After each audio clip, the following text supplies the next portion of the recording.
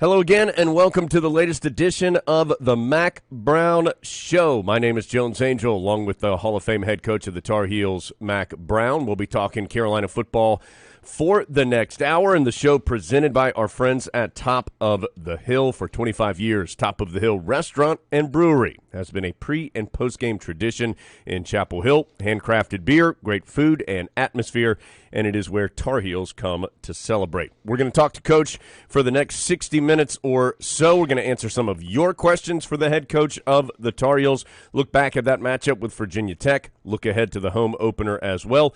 And in the middle of the show, you'll hear from former Tar Heel offensive lineman, now the head coach of the Atlanta Falcons. You'll hear a little bit from Arthur Smith as well during the show. But let's get to it with Coach. And, Coach, I know not the way to start the season you and your team were looking for on Friday night. Carolina fell behind 14-0, couldn't quite get back in it, and dropped to Virginia Tech 17-10.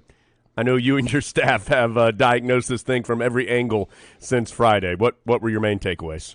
Well, number one, when we say disappointing loss, the whole time we're going to be here, if we ever have a loss, it's going to be disappointing because we're not planning on it. And I've always said, Jones, for our fans that and our players, I tell them the same thing.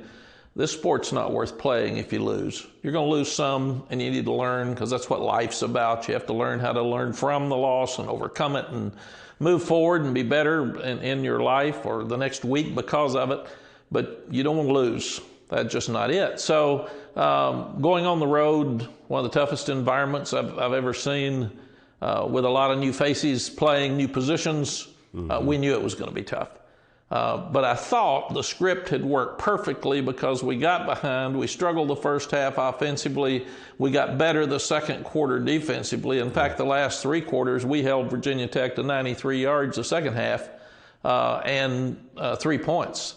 And that's a team that gave up 45 points to them last year on defense. So really, really proud of what the defense did. Offensively, we just struggled. The second half, we moved the ball. We ran up and down the field. But when we'd get to the 30, we got stopped. So the perfect scenario would have been struggled on the road, expose all the concerns you got to get fixed that we should have fixed in preseason. For whatever reason, we didn't get that done. And then come back and score with 10 seconds left in the game. Either go for two at that time and win or go into overtime because we had momentum the second half and win the game, and we just weren't ready to do that. Secondly, Jones, the preseason rankings are ridiculous. I've said it my whole career. There were 8 top 25 teams that got beat on Saturday because we don't know who anybody is. So for Virginia Tech to get credit for being a top 10 team, we weren't a top 10 team the way we played. And you look at it, a lot of other teams were that way. I put up 15 scores on Sunday of teams that were top 15 teams that got beat or nearly got beat. So I don't know why we don't wait until those college football playoff rankings come out. I do know it's for hype, but we were not a top 10 football team. Our program's not as far ahead as our hype was there, and I kept saying that. But like being top 5 last year and like being top 10 last Friday night, we're headed in the right direction. We're going to be there, but we weren't there for these 2 ball games. Coach, in this game, it felt like the offensive line for you, the defensive line for Virginia Tech, that line of scrimmage when you guys had the ball played a big role. 6 sacks for the Hokies, 9 tackles for loss, and felt like their defensive front made things difficult for your offense. Yes, Brian Anderson being out did hurt us because Q's only started at center for 1 game since we've been here in our 2.5 years or two 1-game years, whatever it is. And then we flipped Awesome Richards and Josh Azudu, and there were communication issues in there on top of Virginia Tech's fans did a great job, and it was hard to hear. So 3 of the 6 sacks were the offensive line. The others were other issues, but we've got to do a better job because we missed some people up front that we can't miss, and that was disappointing as much as those guys have played. Yeah, after the game, Coach Sam Howell was frustrated, as is understandable, and he said he felt like he tried to do too much at times during this game. Did you feel that way? I think the whole offense and offensive staff got frustrated. We've run up and down the field for 2 years. We've moved the ball so well. And then when we weren't doing that, we weren't getting the results that we're used to, we got frustrated. And Sam had 3 interceptions, but you look at them, one of them was a ball taken out of Justin Olson's hands that was a perfectly thrown ball. Mm-hmm. One of them was a tip ball, and the last one was a ball he was trying to throw out of bounds and didn't get it out of bounds. So Sam's still Sam, and we'll get that straightened out, but you could tell there were some frustrations with the offensive players throughout the game. We still have a lot to talk about with Coach. We're going to get to break here in just a second, talk a little bit more about this game. We're going to preview the upcoming matchup with Georgia State, have a bunch of questions from Tar Heel fans as well, so a lot to do here on the show. Coach, it was a deflating night, we understand that, but it was also just one game, and it was the first game of the season. How do you make sure your team understands, and how do you help your team understand that perspective that there is still so long to go? Jones, we are very direct with our players and our coaches, and we've had really hard meetings, and we've got to fix the things that need to be fixed. And we've told players, if you didn't play well and another guy is even with you or really close to you, then we've got to play him. So we've got to look at all the different scenarios of what we could have done to win the game and why we didn't, and then get rid of this and make sure that starting tomorrow morning, when we meet at 6:30, that it's all about week 2. Mm-hmm. It's all about Georgia State, and we've put either the win or the loss the previous week out of the way. All right, so as I referenced, still a lot to do with Coach. We're going to talk a little bit more about this Virginia Tech matchup. We will preview Georgia State, first ever meeting with the Panthers. Have a lot of questions to get to as well. All of that coming up. It's the Mack Brown Show from Learfield.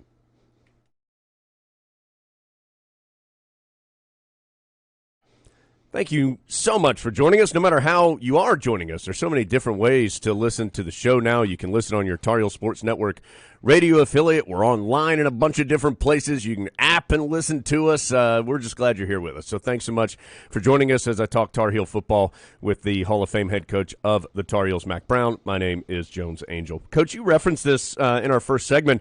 Carolina's defense, after a little bit of a shaky start, really played well the final 3 quarters, and you gave the stat, 93 yards allowed in the second half. What was better defensively for your team after that first 15 or 20 minutes?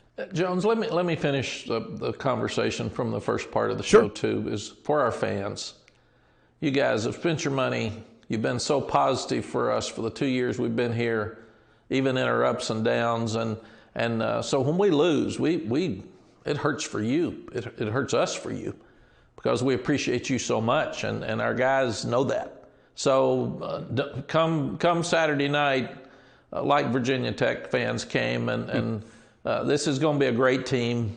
It's got a lot of great young players. We said that. We got some things we got to get fixed, but things are good. So let's show them the appreciation on Saturday night that Virginia Tech showed their team coming back after that awful year of COVID with empty stands. Defense missed too many tackles early in the game, which is pretty typical when you don't tackle as much now in preseasons, Jones. They gave us, we thought they would line up and just absolutely run the ball, try to run it down our throat like they did last year, the last 2 years, for more than 250 yards, and they had some wrinkles in there in the passing game, off unbalanced, and we had a couple of changes in our secondary that were new and got fooled some early, but after that we settled down. We got in the proper places. We started playing with better pad level. We started tackling better and then played well throughout the rest of the game. So you see right now some defenses are playing pretty well in college football, and there's some lower scores. And I think that's because of spring practice. Mm-hmm. When we didn't have spring practice 2 years ago, it's hard to be as fundamentally sound and get your pad level where it's supposed to be and tackle in space.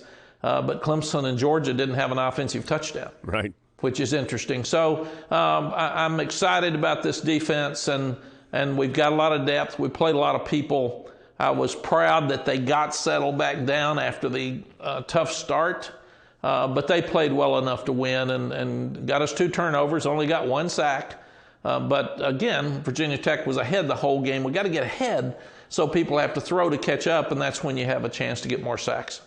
Coach, you mentioned frustration offensively just as that game went along in our first segment. Felt like Virginia Tech's slowing the pace may have added to that as well, because you guys just didn't have the ball a lot because they deliberately held the ball and didn't snap it till 1 or 2 seconds on the play clock. Yes, and that's a team stat. Defensively, You've got to get off the field, but we had very few plays the first quarter.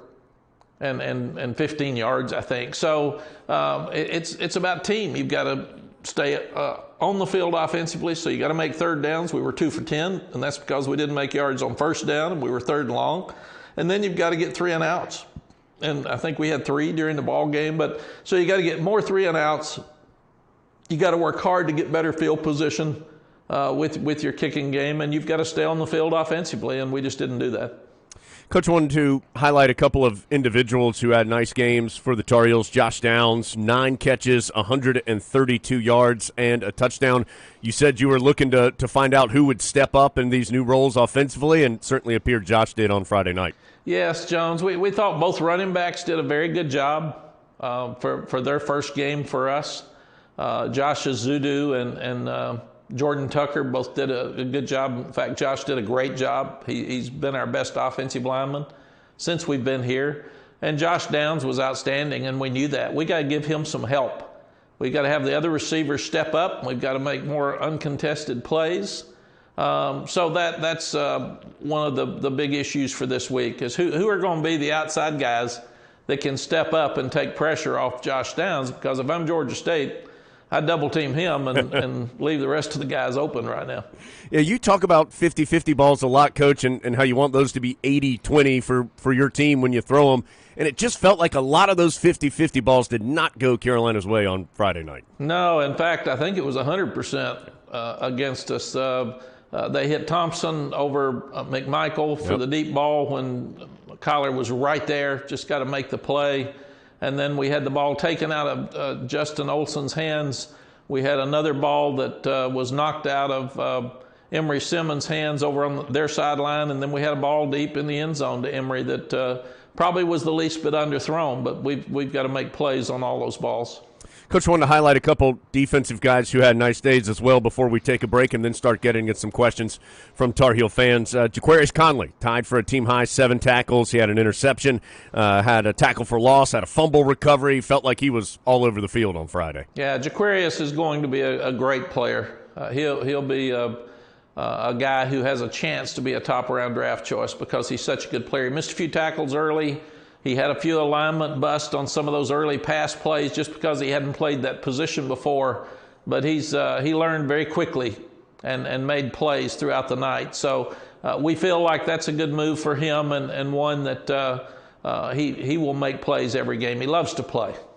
And he and Trey Morrison combined for one of the bigger plays for your defense early in the game when Trey forced a fumble down in the red zone. Jaquarius recovered the fumble. And last year, Carolina forced just 1 turnover in the red zone all season. You do it very early in game 1 this year. Yes, Trey kept us in the ball game because that's a savvy older player. He's been around here a long time. He was here when we got here. He was starting when we got here, and he's played in every game. He's been healthy since we've come to Carolina. But he was smart. He punched the ball out from behind while their running back was still up at the 9-yard line and really kept us in the ball game. If we'd gone down 21-0 at that time, with the inability to move the ball early in the game could have gotten out of hand. So I was really, really proud that the defense made a stop. It's also funny, though, that there's 5 turnovers, and none of them led to points because they were all on the other end. So that's a little bit crazy as a stat. But that was a touchdown-saving play, most likely. All right, we're going to take a break, come back. We've received a bunch of questions for Coach Brown. We're going to start to get to some of those when we return. It's the Mack Brown Show from Learfield.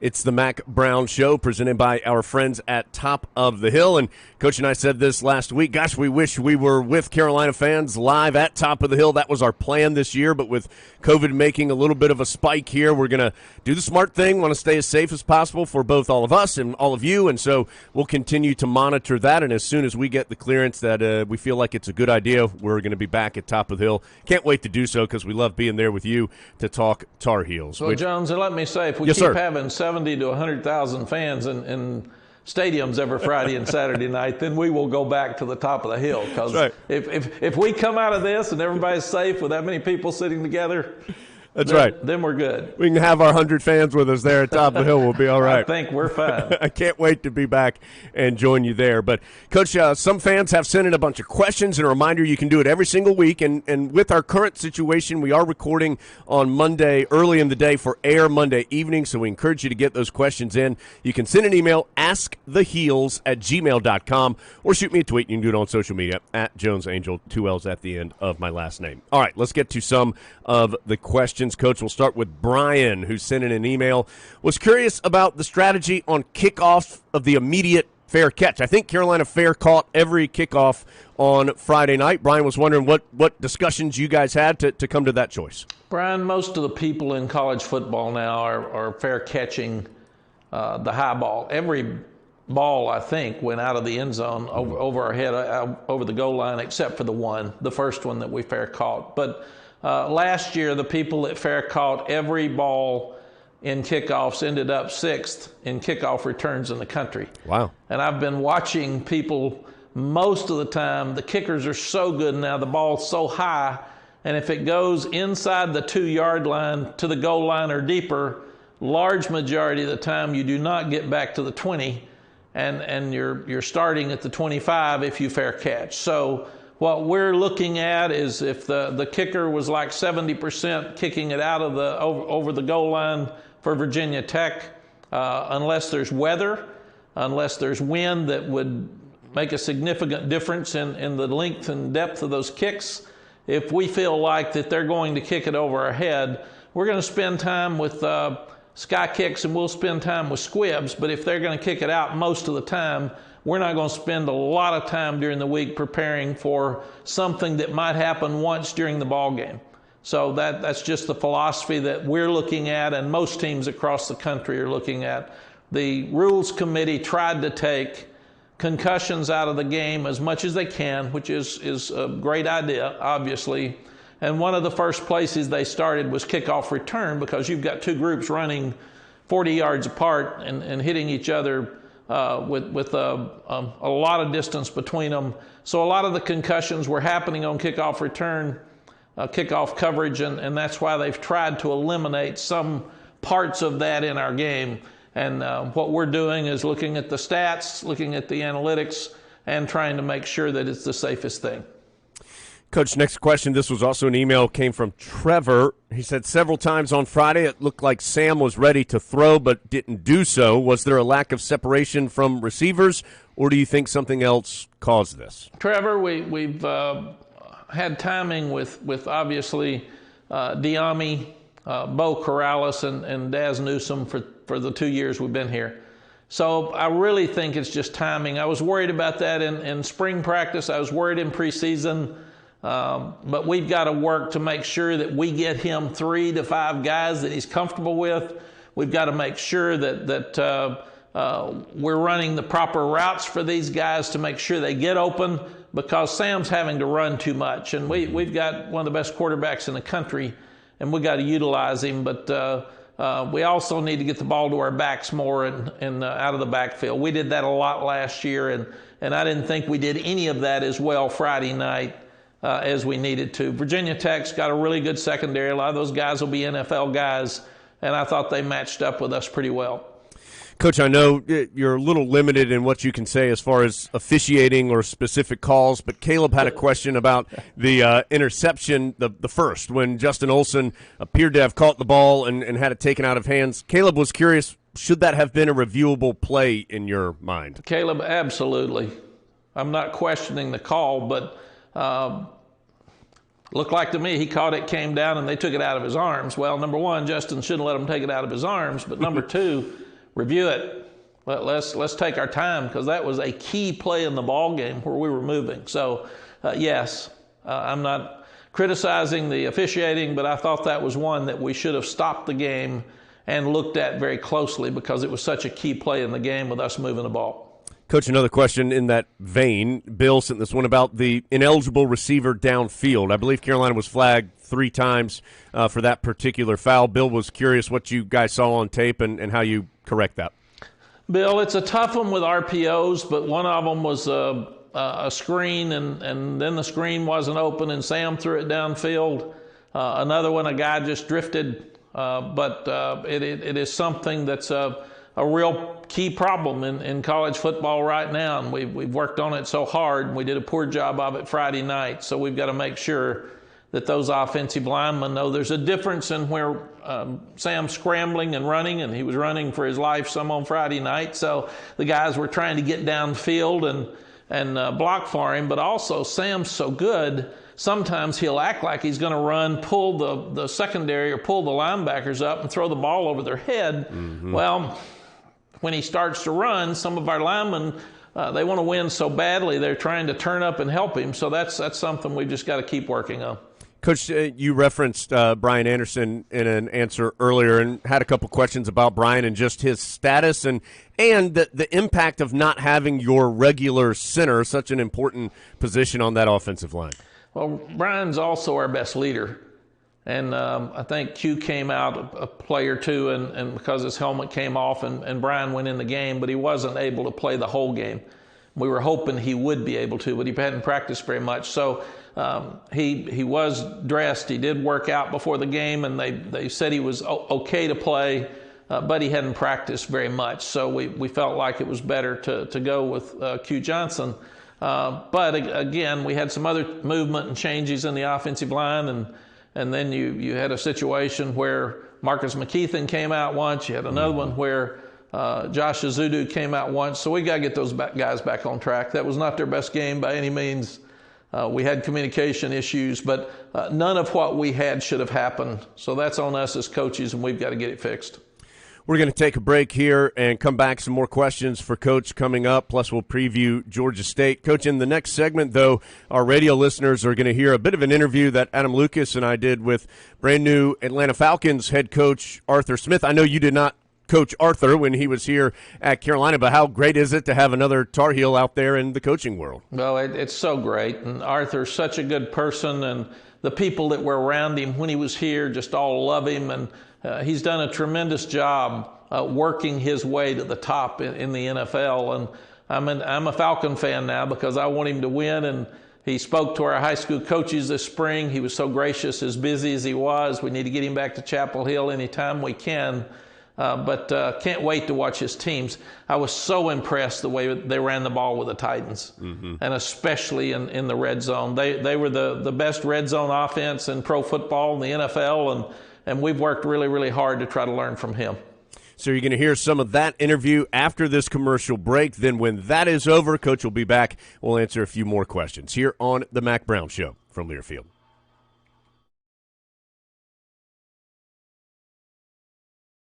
It's the Mack Brown Show. Always have a great time here for this hour on Monday evening, and you're going to learn a lot, too. Hope you enjoy being with us and have as much fun listening as Coach and I do, talking Carolina football every single week. The show brought to you by Top of the Hill, and for 25 years, Top of the Hill Restaurant and Brewery has been a pre- and post-game tradition in Chapel Hill. Handcrafted beer, great food, and atmosphere. It is where Tar Heels come to celebrate. Coach, a couple more questions we received focusing on Friday night, and then we have a few also that are some bigger picture type of questions. Michael Gaskins sent in this question about the atmosphere on Friday and what role, if any, you felt like it played. And it was easy to forget. It's the first time in 2 years that anybody had been in front of a live crowd.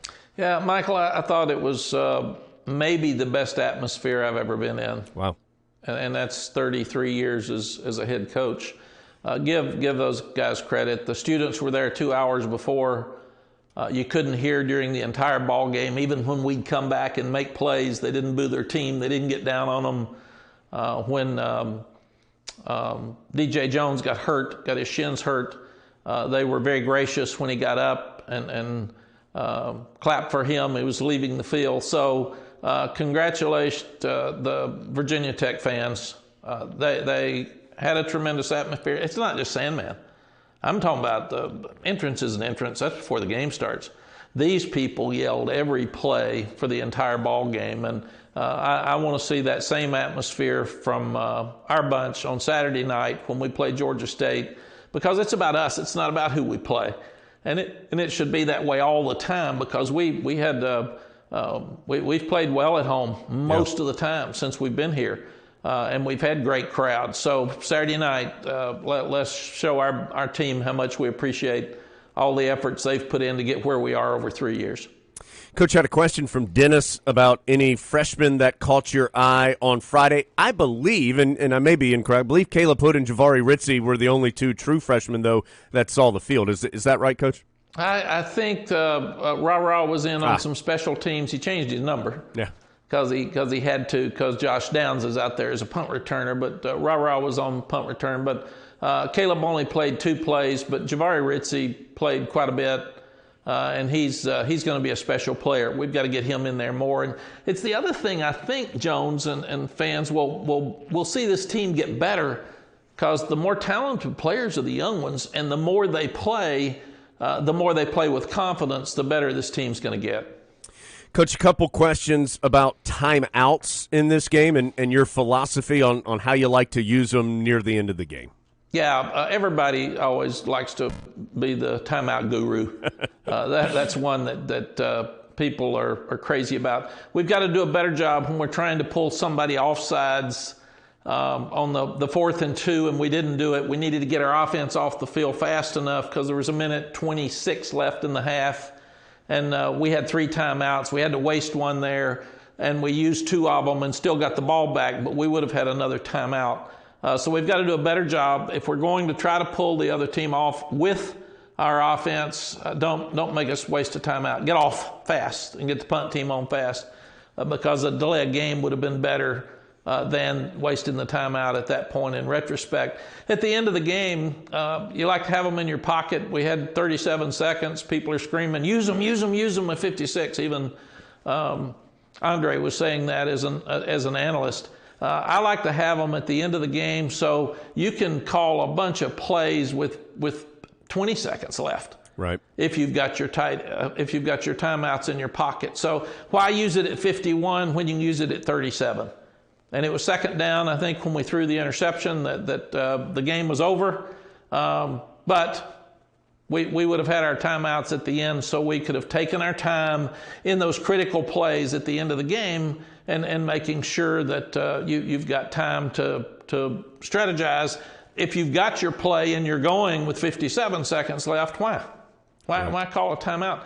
I also had we were number 1 in the country at Texas Tech, and we scored too early. We scored with 1:29 left in one game, and Tech came back and scored with 3 seconds left. So I also like to make sure that we're going to score and they don't have enough time to have anything left on the other end. Coach, a couple more. Let's just do 1 or 2 more here, and then we'll take our final break. Preview Georgia State coming up in just a second. This one comes from Brennan, and we may have asked this last week, but I thought it was a good question, so I kept it on here, Coach. I apologize if we've done it 2 weeks in a row. It's about your staff continuity and how that's helped the process of you rebuilding the program, and how that staff continuity has helped you. Yeah, so it's a good question, Brennan, and if I did answer it last week, you just helped me prepare better for this week, because I can answer it twice. And at 70, I don't remember, so that's the other thing that's good too. One of the things that Coach Fedora did such a great job of, he had a great staff, but he didn't keep them. He won, and then they all left, and they became head coaches at different places, whether it's Blake Anderson or Seth Terrell and Luttrell, and those guys were great offensive coaches, and then he didn't have enough money to keep them, or he didn't have enough money to bring in like coaches after that. So one of the things that I felt like was very, very important is I was going to keep my salary down when I got here, but I wanted to be able to pay the assistant coaches so we can keep them. And our administration is doing that. So the continuity on our staff is really, really helping us. And that's why I do feel very positive about even though with our struggles Friday night on offense, we've got a tremendous offensive staff, and we've had some hard conversations after Friday night, but they will all pull together and get better, and they'll get this offense back on track and straightened out. Coach, last one here. It doesn't have a name. It's just from Tar Heel Nation via Twitter, and wanted to know what needs to happen from the fan perspective to keep the current momentum of the program. Is there anything in the question is that fans can do better, anything that they should stop doing? No, I think our fans are being great. If you're being negative on the internet and you are a Carolina fan, be positive, because people send that to recruits. A lot of the negativity on the internet now is from other fans. Right. And they act like they're your fan base, but they're not. They're competitors, and they sit and wait. And if you haven't ever seen their name show up and then they showed up on Friday night late or Saturday morning, you can know they're not ours. That's one thing I've learned. Secondly, just be positive at that game. Be upbeat. These young guys need you to pull for them, and we're no different than we were going into Friday night's game. If we'd played a soft team, if we'd played like a scrimmage like most of America did on Friday night and won, we'd all be pumped and excited and can't wait. But probably, other than getting beat, this is the best thing that could have happened. We played in the best environment that we're going to see all year. We played a very, very tough team that doesn't like us. We played a team that had run it down our throat for the last 2 years, and a team that played better on defense than people expected. So we're having to look at all of our areas of concern very hard now, and we're having hard conversations. A lot of people don't have that till mid-season, and right now we tried to do it last week before the game. We thought we did, but obviously some concerns showed up, and so this team will be ready to play on Saturday night. But I want that stadium to be exciting. All right, we have one final break to take. We'll do that now. Come back, look ahead to Saturday evening in Kenan Stadium, Carolina and Georgia State. That's coming up when we return to finish up the Mack Brown Show from Learfield.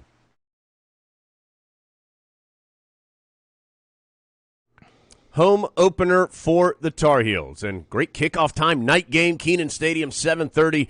Carolina hosting for the first time Georgia State. And Coach, before we get to the Panthers, it will be great to be in Kenan. We've already seen in games across the country, both Carolinas and others, but that home field advantage feels like it's maybe even a little extra juiced up here early in this season. Yes, we're so excited about Saturday night. Number one, at 20 years from 9/11, which was significant in so many of our lives, and the heroes of that day are things that have legacy forever.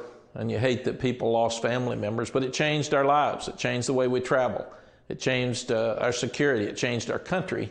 And the first responders to this day, whether it's been the COVID for the last 18 months or just the issues with our country, this gives us a chance to say thank you and on a national scene. So it should be a great scene. I know the athletics department's got some special things planned for those first responders.